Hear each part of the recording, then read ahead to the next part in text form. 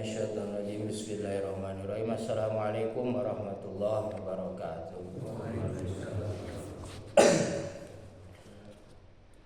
Hamdan wa syukran lillah amma ba'du. Allahumma shalli ala sayyidina Muhammadin al-fatih lima ughliqa wal khatim lima sabaq nasiril haqqi bil haqqi wal hadi ila siratikal mustaqim wa ala alihi qadrihi wa biqadarihi al-azim. Rabbi shrah li sadri wa yassir li amri wa hlul min lisani yafqahu qawli. Rabbi zidni ilman nafi'a wa rizqna fahma wa amalan mutaqabbala. Allahumma yassir umurana wa la tu'assir ya Allah, amin. Para jamaah salat subuh yang dirahmati Allah Subhanahu wa taala, alhamdulillah dengan fadhil Allah Subhanahu wa taala pada pagi ini kita masih diberikan kenikmatan yang luar biasa, yaitu ditetapkannya hidayah Allah sehingga kita semua masih bisa beristiqomah dalam melaksanakan salah satu kewajiban kita, yaitu thalabul ilmi. Mudah-mudahan thalabul ilmi yang senantiasa kita lakukan benar-benar bisa menjadikan wasilah kita mendapatkan ridho, rahmat, maghfirah Allah Subhanahu wa taala. Amin ya Allah ya rabbal alamin. Para jamaah salat subuh yang dirahmati Allah Subhanahu wa taala, untuk kajian terakhir yaitu masih masalah salat jenazah. Terakhir itu yaitu yang menjadi perbedaan pendapat itu tentang bacaan, kemudian masalah salam, yaitu sama dengan sholat wajib, apakah mau 1 kali salam enggak, mau 2 kali salam pun tidak apa-apa untuk masalah sholat jenazah. Kemudian sudah dikaji. Insyaallah untuk pagi ini yaitu tentang masalah perbedaan posisi imam ketika menyolatkan jenazah. Belah mana nih posisinya? A'udzubillahi minasyaitonirrajim. Bismillahirrahmanirrahim. Wa qala Ibnu Rusdi rahimallahu taala wa nafa'na bi ulumihi wa bi karamati wa nabi asrarihi. Al-masatu rabi'ah, masalah yang keempat. Wa ikhtalafu ayyakumal imam minal janazah, yaitu perbedaan para ulama dari dulu sampai sekarang dan para sahabat pun sama tentang masalah posisi imam ketika menyolatkan jenazah. Faqala jumlatu minal ulama yaqumu fi wasdiha dzakaran kana au unsa. Sebagian kebanyakan para alim ulama fuqaha itu yaitu posisi si imam itu tengah-tengah jenazah, baik laki-laki atau perempuan. Itu kebanyakan dari para alim ulama. Wa qala qaumun akhirun, dan sebagian ulama pun ada yang mengatakan yaqumu minal unsa wasduha wa minadz zakari inda ra'sihi. Kalau posisi si jenazahnya wanita itu di tengah-tengah si imamnya, kalau jenazahnya laki-laki baru pas kepala. Itu sebagian dari ulama. Wa minhum man qala yaqumu min dzakari wal unsa inda sadrihima. Ada juga sebagian ulama pun mengatakan posisinya si imam itu laki-laki baik perempuan itu pas dadanya, ya pas dada. Kalau posisinya ke sini ya bisa di sini ya nggak apa-apa, pas dada pokoknya. Itu sebagian dari ulama pun sama baik laki-laki atau perempuan. Wa qaul Ibnu Qasim wa qala Abi Hanifah. Itu diantaranya pendapat dari siapa? Ibnu Qasim dan pendapat dari Abu Hanifah. Jadi kalau dulu dari beliau posisi imam itu pas dada mayit baik laki-laki atau perempuan. Walaisa inda Malik wa Syafi'i bidzalika hadda. Namun pendapat dari Imam Malik dan Imam Syafi'i itu tidak ada batasan, ya. Terserah, yang penting jangan sampai dari kemaluan sampai ke kaki. Tapi di sana ya mau pas tengah-tengahnya mangga, mau pas kepala, mau dada, terserah gitu ya. Itu pendapat dari Imam Syafi'i, itu tidak ada batasan dari Imam Malik. Wa qala qaumun yaqumu minhum aina sa'a. Sebagian ulama pun mengatakan terserah mau dimanapun posisinya, yang penting terserah imam. Hampir sama dari pendapat yang tadi Imam Malik dan Imam Syafi'i, tidak ada batasan. Wasabu fi ikhtilafin ikhtilaful asar fi hadzal bab wa dalika an kharajal Bukhari wa Muslim bin hadisi Samrah bin Junub. Ya, terjadinya perbedaan pendapat itu diantaranya perbedaan memahami hadis, terutama yang dikeluarkan oleh Imam Bukhari dan Imam Muslim, dan hadis sumbernya dari siapa? Samrah bin Junub, yang mana kata beliau Samrah bin Junub qala sholaitu khalfa Rasulullah sallallahu alaihi wasallam ala ummi Ka'ab matas wa hiya nafsa wa qama Rasulullah sallallahu alaihi wasallam bi sholati ala wasdiha. Saya sholat di belakang Rasulullah, ketika menyolatkan siapa Ummi Ka'ab, yang mana beliau itu meninggal ketika dalam keadaan saat nifas, dan Rasulullah pun menyolatkan posisinya di tengah-tengah. Itu berarti ketika menyolatkan wanita yaitu Ummi Ka'ab.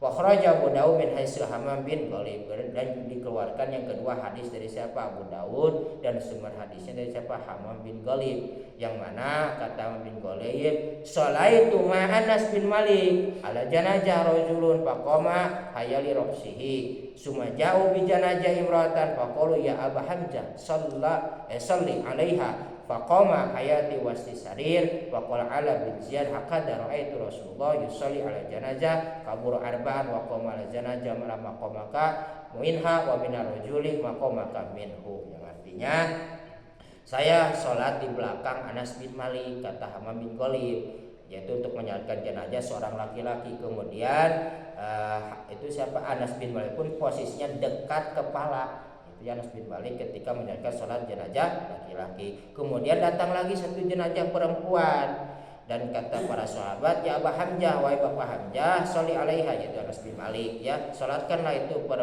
jenazah perempuan. Dan Anas bin Malik pun melaksanakan sholat, yaitu sholat jenazah perempuan tersebut di tengah-tengahnya.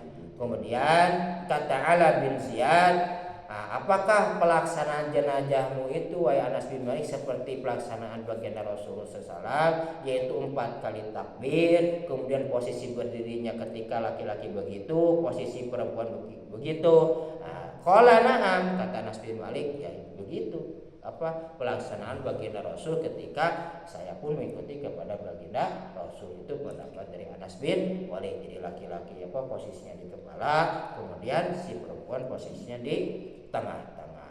Fakhtalafun nas fil mafhumi min hadal af'al, faminhum man ra'a anna qiyamu alaihi salatu wassalam fi hadal mawadi wa mukhtilafu yadul al-ibah wa la adamu tahdid. Ya, terjadinya perbedaan para alim ulama sampai sekarang pun tentang memahami pekerjaan dari tadi itu, yaitu memahami ketika melihat pelaksanaannya baginda Rasulullah Shallallahu Alaihi Wasallam. Ada juga yang membedakan itu menunjukkan sebuah dalil mubah, ada juga ini itu tidak ada penentuan. Kenapa? Karena baginda Rasul pun pelaksanaannya yaitu beda-beda posisi, ya akhirnya begitu terjadinya perbedaan pendapat. Wa minhum man ra'a nakiyamau ala haddin hadal audai annau syara'a nau yadullu ala tahdi wa huwa la yaqsami qismaini. Kemudian sebagian ulama pun memandang bahwa pekerjaan baginda Rasulullah SAW itu yaitu tadi berbeda-beda ketika pelaksanaan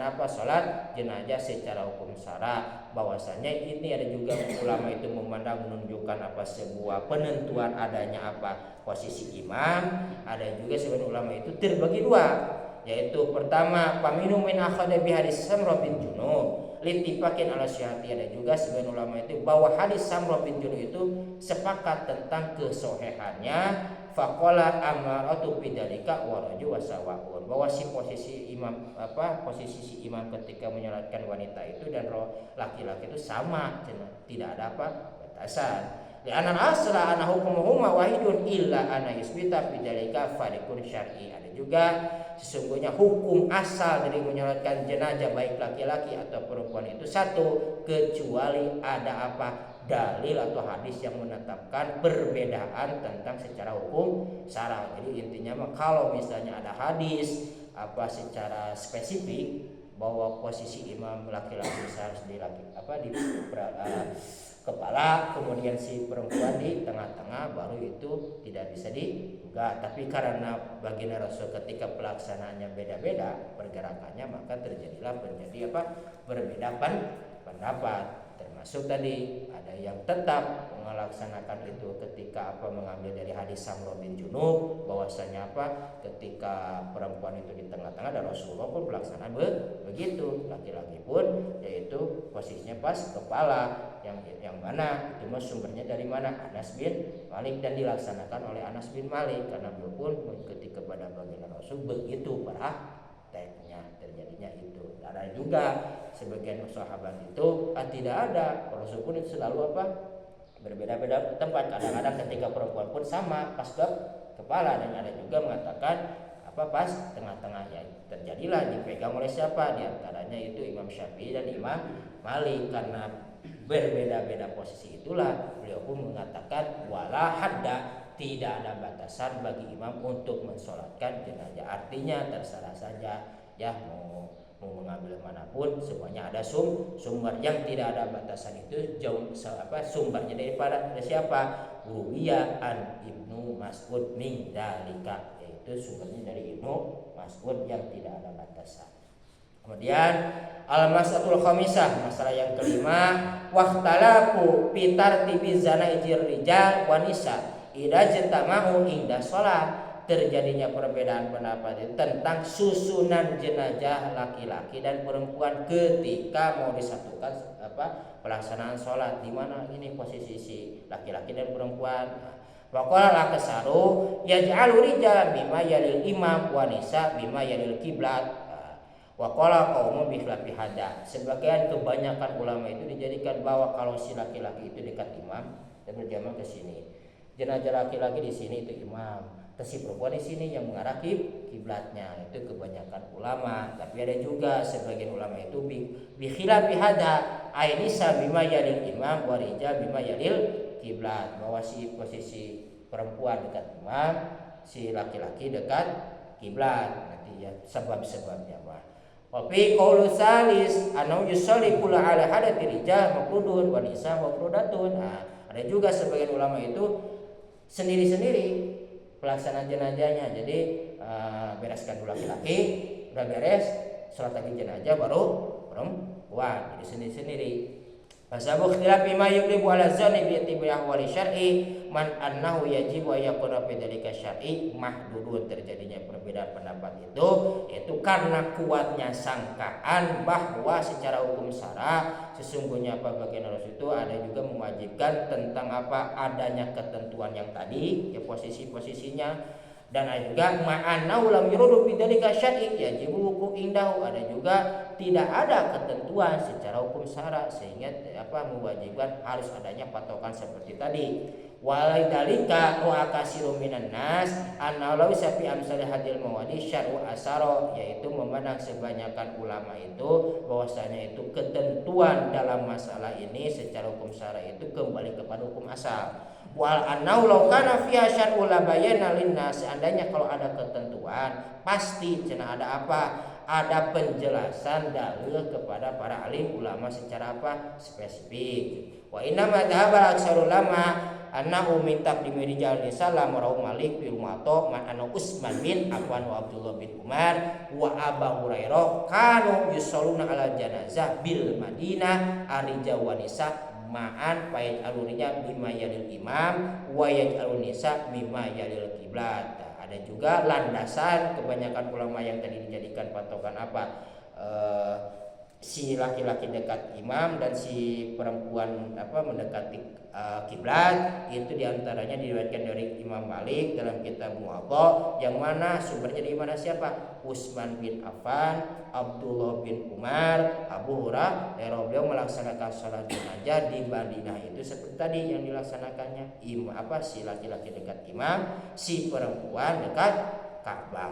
Wa dzukira Abdul Razzaq an Ibnu Jurayz an-Nafi an Ibnu Umar annahu shalla kadzalika ala janazah pihak Ibnu Abbas wa Abu Hurairah wa Abu Sa'id al-Khudri wa Abu Qatadah wal Imam Yaumiddin Said bin As fasalu an dzalika au amarahu min sa'ilin faqaluhu sunat. Kemudian ada juga diceritakan dari Abdul Razzaq, kemudian Ibnu Jurayz, dari Nafi dan Ibnu Umar, sungguhnya Ibnu Umar itu melaksanakan sholat seperti tadi. Kemudian pelaksanaannya pun dilaksanakan oleh Ibnu Abbas, Abu Hurairah, Abu Sa'id al-Khudri, Abu Qatadah, pelaksanaan seperti yang tadi.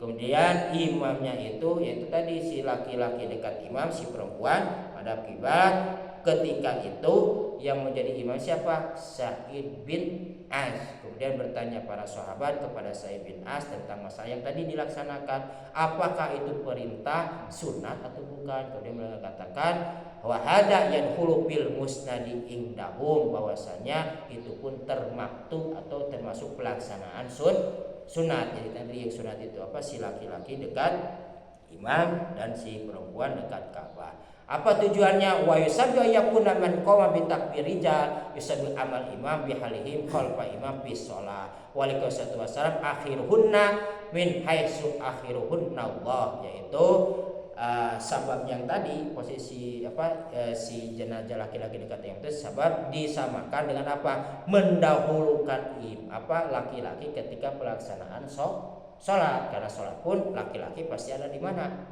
Di depan. Yang di belakang itu siapa?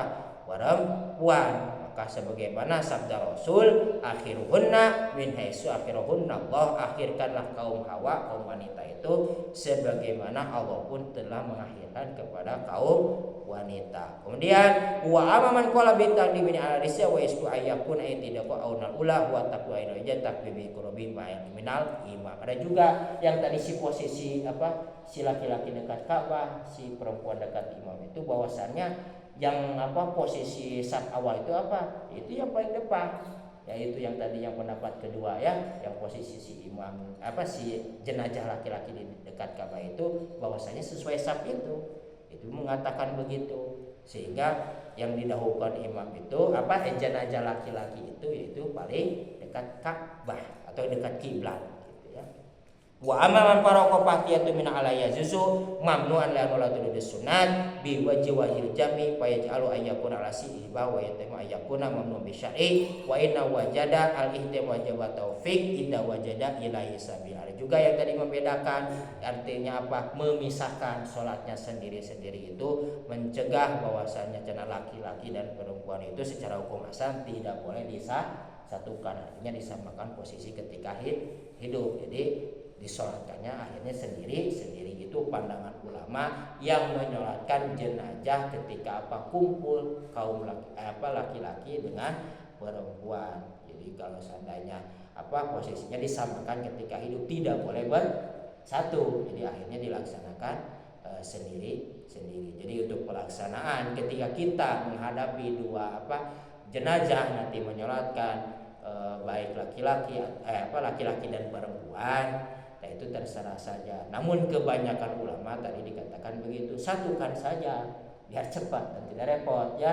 Dan posisinya tadi si laki-laki dekat imam, si perempuan dekat Ka'bah ketika pelaksanaan dua jenazah. Di sini sebetulnya tidak ada ya kalau misalnya lebih dari 3 di sini mah. Namun untuk gambaran dalam kitab lain seperti terjadi di Palestina itu disposisikannya bukan ke depan gitu ya, tapi sejajar kayak sholat. Kalau misalnya lebih dari 3 ya, kalau posisinya kalau ini kan yang 2 jenazah itu begini ke belakang kan, yang 2 jenazah si laki-laki dekat imam, si perempuan dekat Ka'bah, di sini posisinya ke belakang. Tapi kalau seandainya lebih dari 3 posisi seperti ini ya, seperti sholat. Namun si laki-laki posisinya di belakang. Nah, kalau seandainya lebih dari 2, lebih dari 3 ya, jamaah itu. Karena kalau ke belakang nanti mepet, susah sholat. Mungkin itu untuk gambarannya. Barangkali ada pertanyaan masalah posisi. Mengenai kepala, ada yang di sana kepalanya itu ada yang dibalikan ke sini. Yang suratnya itu ke mana itu teh? Ya, itu makidul. Itu arah bahasa ininya apa? Utara. Kepala ke utara, kaki ke selatan. Tapi golongan lain kaum dibalikan lagi sih. Ada sebagai nanti untuk posisi jenazah pun ada ya ketika itu. Namun kebanyakan ulama begitu. Jadi kita mengambilkan kebanyakan para alim ulama ya, itu si kepala ke mana ya, si itunya kaki dul selatan si kakinya itu untuk posisi jenazah itu kebanyakan. Artinya kalau kebanyakan kita mengikuti kebanyakan para alim ulama, walaupun ada sebetulnya ya sedikit nanti adalah bentuk posisi jenazah itu. Banget. Itu di Mekah kan surat jenazah itu mana jenazah yang mana tuh? Itu gimana posisinya? Nah itu posisinya kepala langsung ke kiblat, ya yang banyak itu ya. Kepalanya langsung ke kiblat, kaki ke mana itu teh? Nah, posisi ke sana, si ini ke kiblat. Kalau di Mekah ke Ka'bah, ya kalau Ka'bah itu tidak ada amanah, tidak ada utara selatan. Pokok posisi kita itu Ka'bah pokoknya semua. Kalau di Mekah pas Mekah, kalau pas yang di Palestina, ya selain dari luar kota Mekah ke kiblat arahnya yaitu ke Ka'bah, ya si kepala. Kalau posisi si jenazah banyak, tapi kalau dua mah tadi posisi. Kalau dua, ya kalau lebih dari 3 mah harusnya tadi si kepala kemana ke Ka'bah. Seperti tragedi di Palestina itu kan, itu sejajar kayak sholat gitu. Kenapa? Kalau posisi tadi kayak begini, dia urutan kayak tadi, takut tidak kebagian sholat kecuali di lapang. Ada juga yang bertekad, ya bertekad itu posisinya sama, sehingga seperti para ulama yang dari tadi sumbernya dari Anas bin Malik itu. Pun itu pernah terjadi ketika perang. Posisi di lapang itu ada sampai posisi begitu. Jadi didahulukan beberapa dulu laki-laki dan beberapa perempuan, ada yang sampai begitu. Namun yang kebanyakan ada juga biar tidak jauh dari si jenazah, posisinya kayak sholat. Dan si wajahnya, si kepala ke Ka'bah. Itu baca niatnya berubah berarti ya. Kalau misalnya 2 sama 1 kan beda ya. Ya. Laki-laki berubah. Nah, itu beda. Untuk niatnya kemarin untuk masalah jamaah itu boleh. Kalau udah lebih dari 3 itu udah jamaah. Jadi tidak ada bahasa mayitati dan mayiti ya. Tidak ada. Kecuali ala hadal mayiti, langsung aja kepada ini mayit. Yang ada hadirnya. Jadi itu udah dijamakan gitu untuk niatnya. Jadi sudah tidak ada ala hadal mayiti dan mayitati, niatnya jamaah saja. Tidak dikhususkan gitu. Kalau lebih dari 3 itu. Udah dari 3 ke sana jamaah masuk. Itu untuk masalah niatnya. Untuk masalah doa-doanya. Kemudian kemarin lupa masalah Mas, kemarin saya salah tangkap ya, menanyakan ketika Rasulullah meninggal gitu. Ya, ketika Rasulullah meninggal itu kebanyakan hadis sahihnya itu ifrodan. Ifrodan itu sendiri ya, tidak melaksanakan berjamaah. Barangkali itu masalah takbirnya. Kalau takbirnya kebanyakan para sahabat itu 4 kali takbir, walaupun ada yang 5 takbir ya sedikit. Nah, cuma 2 ulama kemarin yang memberikan fatwa cuma 2 takbir. Kebanyakan para sahabat itu 4 kali takbir, dan sahabat pelaksanaan itu yaitu secara ifrodan itu sendiri ketika Rasulullah meninggal ini ya. Namun kalau ketika menjelang beliau sudah sakit, yang menjadi imam siapa? Yaitu Abu Bakar As-Siddiq, pengganti baginda Rasulullah. Itu menjelang ketika Rasul masih ada ya, ketika sudah ya intinya sakit. Gambaran kemarin saya salah tangkap, barangkali itu nanyain ininya takbirnya.